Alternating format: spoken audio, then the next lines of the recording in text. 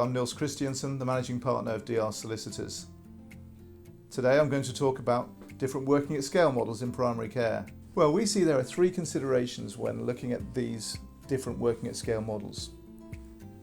Those considerations are patient list, geography, and entity. So looking at them in turn. GP Federation. A GP Federation is a separate entity, it's a limited company. It's usually over defined geography. It's usually over the geography of the commissioner. So they generally fit into a CCG footprint, which is fine until the CCG footprint moves. In terms of the patient list, it doesn't have one. It very rarely has a patient list. Normally the Federation's job is to hold contracts to deliver services other than essential services. Secondly, you've got the super partnership. Now, super partnership is also an entity. It's an unlimited liability partnership normally. In terms of the patient list, it owns the patient list because normally they're set up to deliver essential services. They're an aggregation of smaller practices. And thirdly, in terms of the geography is whatever the members of the super partnership want it to be. And that can be local or indeed it can be national. There's no defined geography and therefore it's not built around patient. Thirdly, you've got primary care networks.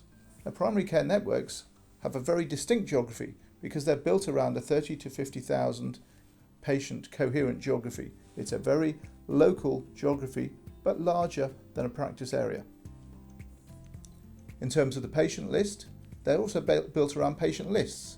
They're effectively built around the GMS or PMS contracts of the member core network practices. And then in terms of the entity, the key thing to understand about a primary care network is there is no entity. It's a contractual arrangement between the core network practices and the other members, and that's all it is. So it's only as strong as the contract itself, and that is of course your PCN agreement. And that, you'll understand, is why it's so important to get the PCN agreement right, because that is the only thing that you have between the members.